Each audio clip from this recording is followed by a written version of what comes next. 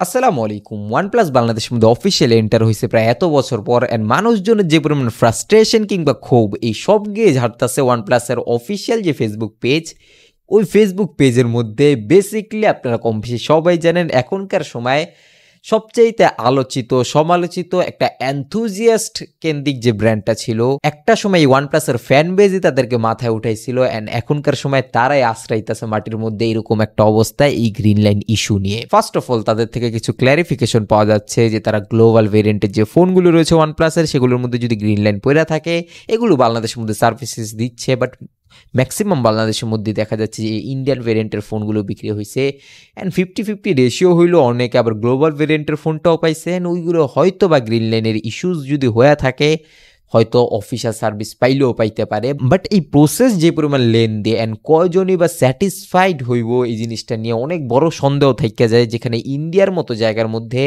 এত ওয়াইডলি তাদের সার্ভিসেস, সেই জায়গার মধ্যে দেখা যাচ্ছে 14-15 দিন 20-22 দিন অনেকের এরকম হয়ে যেতেছে ফোন রিপেয়ার হয়ে আসতে আসতে। অ্যান্ড কেউ টাকা দিয়ে ফোন কেনার পর এখনকার সময় যদি এই ধরনের মাথা ব্যথা নেয় অ্যাকচুয়ালি সেই ক্ষেত্রে সে সার্ভিস পাওয়ার পরও তার ফ্রাস্ট্রেশন থাকতেই যাবে অ্যান্ড OnePlus-এর ক্ষেত্রে এইরকমটাই হইতাছে। তারা যত ভালো চেষ্টাই করুক না কেন এখনকার সময় কারো ফোনের অবস্থা যদি এরকম হয়ে যায় যে সবসময় সে ভয়ে আছে যেই কোনো মুহূর্তে তার ফোনের মধ্যে একটা দুইটা করে গ্রিন লাইন পড়ে যেতে পারে অ্যান্ড ডিসপ্লে চেঞ্জ করার পরে এরকম হইতাছে। প্রায় সবগুলো ব্র্যান্ডের কম বেশি সব ফোনের মধ্যে কিংবা সব মডেল যেগুলো কিনা অ্যামুলেট প্যানেল ডিসপ্লে দিয়ে আসছে ওগুলোর মধ্যে গ্রিন লাইন পড়ার সম্ভাবনা থেকেই যায় অ্যান্ড পড়তাছেও।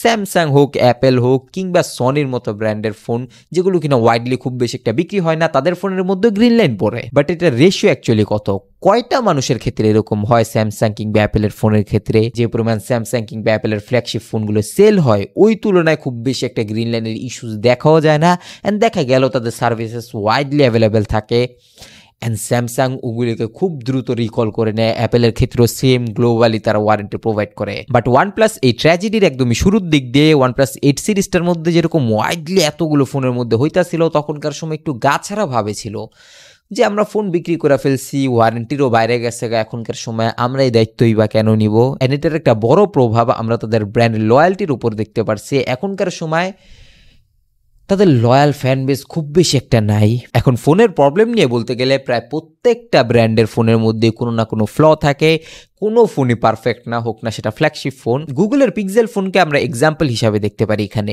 গুগলের পিক্সেল ফোনগুলোর মধ্যে টেনসর প্রসেসর দিয়ে আসার পর থেকে এখনকার সময় অনেক প্রবলেম, তারপরও যে তাদের যে একটা লয়াল ফ্যান বেস আছে জাস্ট বিকজ অফ এর ক্যামেরা কিংবা সফটওয়্যার এক্সপিরিয়েন্সের জন্য তারা কিন্তু গুগলের ব্র্যান্ড ভ্যালুটাকে এমনিতে আলগিয়ে দিয়ে রাখে অলওয়েজ, যে গুগলের পিক্সেল ফোন মানে সেরা, বিশ্ব সেরা ফোন বানায় ওইটা সেটা। মানে আপনি একটা পিক্সেল ফ্যানকে কখনো বুঝাইতে পারবেন না যে পিক্সেলের ফোনের মধ্যে হিটিং ইস্যু আছে, নেটওয়ার্ক ইস্যু আছে, আরও বহু ঝামেলা। তাদের মতে পিক্সেলের ফোন বাদে দুনিয়াতে আর কোনো ফোনই নেই। এটাকে অ্যাকচুয়ালি বলে লয়াল ফ্যান বেস অ্যান্ড OnePlus-এরও এটা ছিল, অনেক দিনই ছিল। বাট OnePlus-এর ইউজাররা এইরকম ফ্রাস্ট্রেটেড হয়ে গেছিল গ্রিন লাইন ইস্যু নিয়ে, একটার পর একটা পড়তেই ছিল অ্যান্ড এটা নিয়ে OnePlus খুব বেশি একটা অ্যাকশন না নেওয়ার কারণে তাদের ব্র্যান্ড রেপুটেশন যে পরিমাণ পড়ে গেছে এখনকার সময়। যদি 30,000 টাকার নিচের দামের মধ্যেই OnePlus-এর নট সিরিজের ফোনগুলো আসে OnePlus-এর নামের জন্য হয়তো বা অনেকে কিনে, বাট প্রিমিয়াম মিড রেঞ্জ ক্যাটাগরির মধ্যে এখনকার সময় কিংবা 50,000-এর মধ্যে OnePlus-এর ফ্ল্যাগশিপ ফোনগুলো আজকের দিনে OnePlus 10 সিরিজের ফোনগুলো এত কম দামের মধ্যে এত বেটার প্রসেসর বেটার ক্যামেরার মধ্যে পাওয়া যাচ্ছে। তারপরও আমরাও মানুষকে রেকমেন্ড করি না অ্যান্ড মানুষজন জিজ্ঞাসাও করে না যে OnePlus-এর ফোন কোনটা বেটার বা কোনটা কীরকম। উল্টো কেউ যদি এখনকার সময় OnePlus-এর ফোন রেকমেন্ড করে সে ফাইসা যাবে, এরকম একটা অবস্থা এখনকার সময়। ব্র্যান্ড রেপুটেশন কিংবা রিলায়েবিলিটির জায়গাটা এতটা বেশি প্রভাব খাটায় একটা ফোন কিনতে গেলে বেসিকলি।